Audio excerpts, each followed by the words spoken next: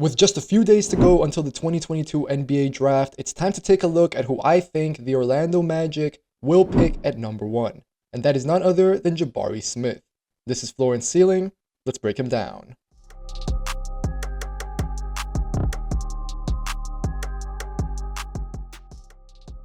Jabari Smith might very well be the first name called in the 2022 NBA draft. The Auburn freshman makes a lot of sense for the Orlando Magic, primarily because of what he brings on the offensive end of the floor. At 6'10" with a 7'1" wingspan, Jabari has the size of a big, but the potential of an all-time shot-making wing. The biggest question will be how Smith rounds out the rest of his game. Throughout his NBA career, Jabari Smith's bread and butter will be his shot making. This is also what makes him a very likely option for the number 1 overall pick in just a few days. Auburn really put a lot of weight on Jabari's shoulders despite being a freshman.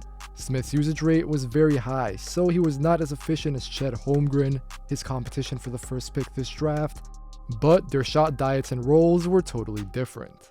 More than 40% of Smith's shots were 2-point jumpers, and he drained them at a solid enough 37% clip.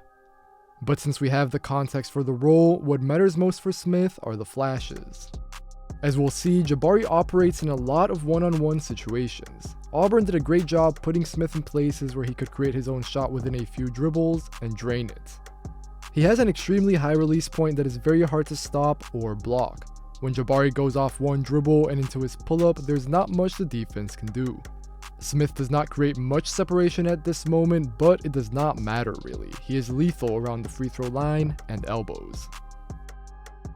Something else we will often see out of Jabari is this ability to just get into his shot from a standstill. Again, it's that high release point and almost non-existent dip. Smith is a super fluid shot maker at 6'10" with dimensions that are similar to NBA centers like Daniel Gafford or Greg Monroe. The Auburn freshman can get into his shot pretty much whenever he decides. The main thing is that he does not have to dribble. Jabari can operate off a jab step or even when he's picked up the ball and killed his dribble. Smith is one of the few guys I've ever seen doing this, in the company of someone like Kevin Durant. So to do this while being the youngest of the top 3 prospects is super impressive to me. Going out to the 3-point line, the same fundamentals apply. Jabari is just so good at shooting over the top. As a freshman at Auburn, he converted on 42% of his threes on nearly 6 attempts per game. Even when a defender gets into Smith's body, it does not really matter because of his high, repeatable release. There have also been flashes of Smith being able to pull up in transition. At 6'10", how many contexts Smith's shots is dangerous in never stops being impressive. He also has the off-the-dribble stuff that we saw with his midi, but there have also been glimpses of him shooting off movement. If Jabari can regularly make trays off a handoff or a pin down, that will be unstoppable because he does not need any space at all to get into his 3. On Smith's 42% from deep, 72% of his makes were assisted. That is also why I really like Smith as a spot-up shooter right now. Even though Jabari's mouth-watering flashes are those where he is creating his own 3 off the dribble, Auburn also used them as a spot-up knockdown shooter quite a bit. If Smith is open, he will make you pay. For instance, he made nearly half of his pick-and-pop jumpers. Jabari won't really roll much to the rim, doing it once for every 4 pops, but more on that later. From the perimeter, Smith hops into his shot nicely and is not bothered by closeouts. In the absolute worst outcome, he should become a very good 3-and-D shooting wing. Jabari's grab-and-go game gets less love than Chet and Paulo, and it is for a reason. He is definitely less advanced than them right now and scores the least of the 3 in the open court. But he is also the youngest. I think Jabari has shown interesting flashes on the break all year long for Auburn. It starts with his strong defensive rebounding. Then he's shown that he can handle himself, extending to finish either direction at the rim. Smith is not an elite athlete, but he is strong in the open court. He can jet up and down with long strides and rise for dunks, and there's even been some passing flashes. Smith can play with his head up on the break, surveying the floor and looking at the corners for his shooters. But now that we've mostly looked at his jump shooting, let's get closer. I cannot overstate enough that these clips at the rim are just flashes for Smith, but they also matter. Jabari shot about 62% at the basket, but on very low volume. I think that's deceiving. More on that later, but he can operate a bit out of rip-throughs in the mid-post and extend to finish with his length. Smith can also maybe put the ball on the floor a tiny bit. This is not his forte just yet, but Auburn had some success getting him into straight-line drives out of handoffs.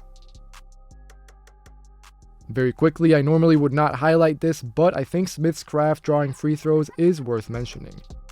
As a freshman, Jabari got to the line 5 times a game for Auburn, where he made 80% of his free throws. It's interesting to note how Jabari got there. Largely, it's because he's very smart at leveraging his shooting threat to force contact.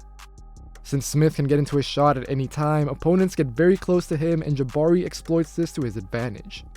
Time and time again, he got fouled pulling up into his jumper. That is for a reason. But now, let's get into my hesitations about Jabari Smith. To be clear, I think there's an avenue to him becoming an all-star level player just by being an exceptional shooter. I definitely think he's going to become that in a matter of time, regardless of his role. However, the best chances of success are by being great at more than one thing. So far, Jabari is not there yet. For one, he really struggles a lot finishing at the rim. I mentioned earlier that Smith shot an extremely low volume at the basket, just about 15% of his shots were there. For comparison, 40% of Paulo Banchero's shots were at the rim, and the number rises to 48% for Chet Holmgren. Smith is a solid athlete, but he's not that physical and he shies away from contact. Despite his length and solid athleticism, he cannot carve out easy angles to finish. His handle also has room for improvement still. Jabari's ball handling is a bit high and insecure. It's easy to get into. He can have troubles getting to his spots, which is frustrating for a 6'10 guy. In the half court, Jabari scored under 50% of his shots in the paint. If you take away his jumper, I'm just not sure that Smith has an answer. For one, his handle, like I said, is still high and one-dimensional. Jabari is much better when he only has to put the ball on the floor for a dribble or two. That is when he gets into his high pull-up rather than when he tries to drive somewhere.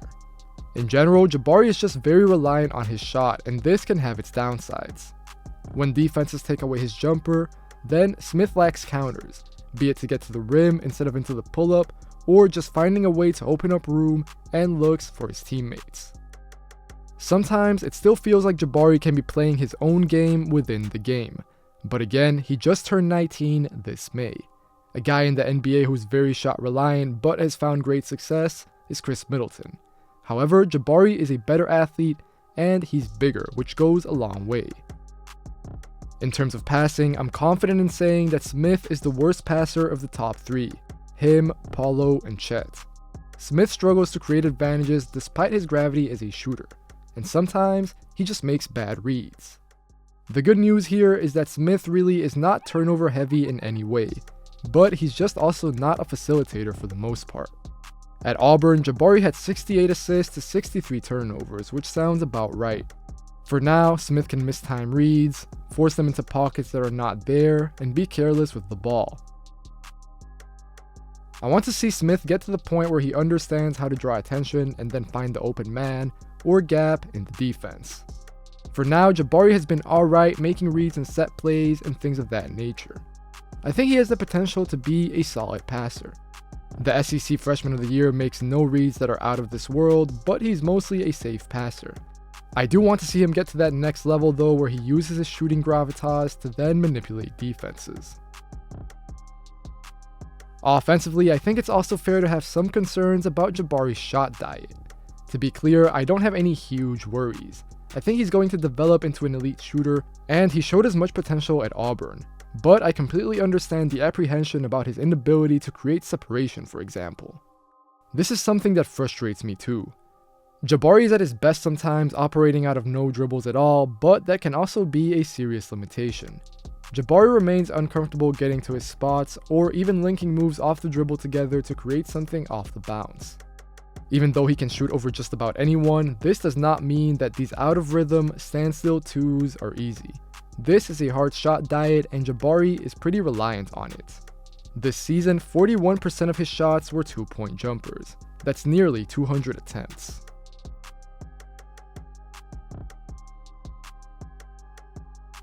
From 3, again, my concerns are not huge, but it's more so about addressing what Smith's fit and role is, even if only in the short term. Jabari shot 42% from deep, which is great, but I think you might want to spoon feed him easier spot-up looks early on in his career. As I've been saying, Smith must keep working on his handle, which can make his shot prep off the bounce a bit rigid and stiff at times. This is why I like the fit in OKC with Shai Gilgeous-Alexander and Josh Giddey setting him up. That could also work with Cole Anthony, Markelle Fultz, and Jalen Suggs for the Magic, but I have more concerns about the spacing in Orlando. Finally, I think Jabari is the best shot maker of the bunch, but maybe the least versatile. Chet is elite at the rim and from 3, and good despite small sample size in the mid-range. With Paolo, I can easily see him becoming a 3-level scorer. But with Smith, he still has huge leaps to make at the rim, and the post is also an improvement area to target. He still lacks moves, even if it's just this simple fadeaway. Once he masters it, it will be impossible to block. On defense, I first want to make clear that Jabari Smith is pretty nimble. This is not exactly a standout trait of his, but it's still impressive. It's easy to forget that Jabari is 6'10", given that he does not attack the rim or play like a big really. Generally speaking, Smith covers a lot of ground and he is pretty solid. He competes to stay in front and approaches defense with a mature approach. For instance, you can usually count on Smith to remain disciplined. He was 18 for the season, so he still had some unfocused moments, but he did not show anything that has me overly concerned. Smith is not prone to impulsive decisions, and he will not make silly mistakes. An example of this is that he is great at not biting on up fakes. Whenever Auburn had Smith defending on the perimeter, he certainly proved that he could do it.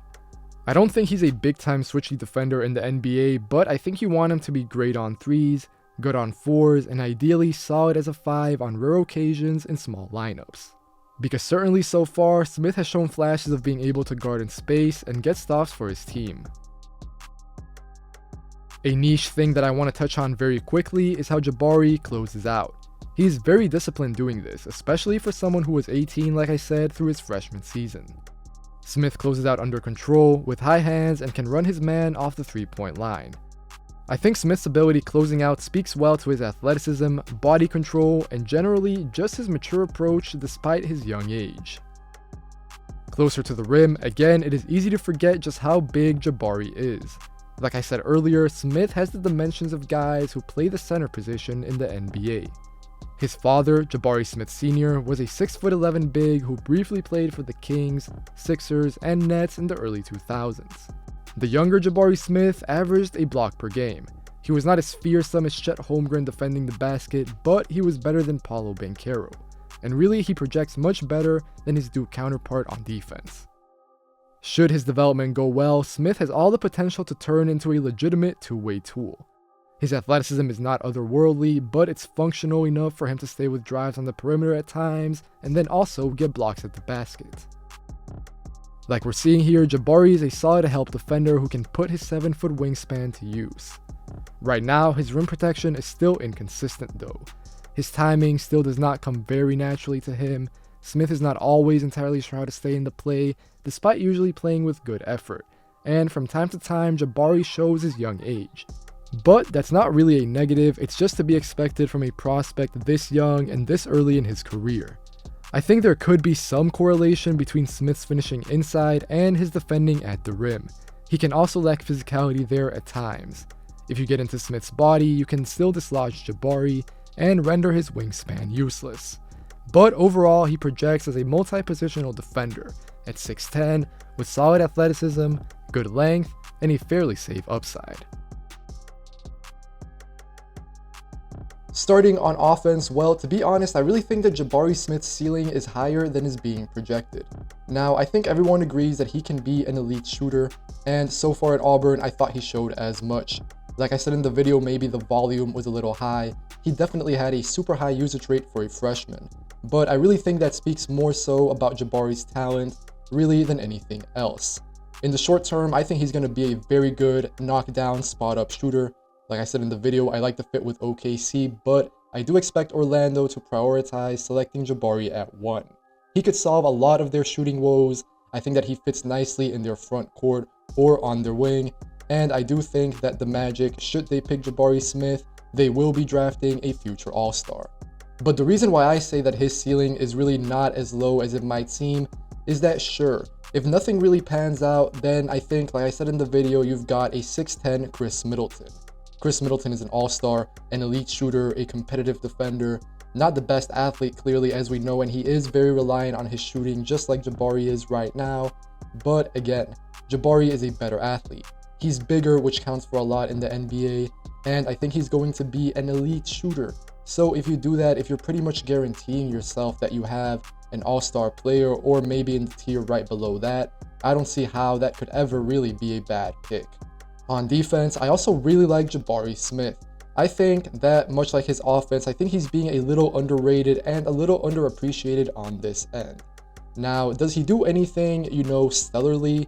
Maybe not. I mean, I don't think that he's the defensive presence that Chet is, not even half, but he's better than Paulo on this end of the floor. And I think that Jabari Smith, at worst, should at least be a neutral defender with his size, his length. He's still got an over 7-foot wingspan, which I think that we often forget, just because he doesn't really play with physicality that much.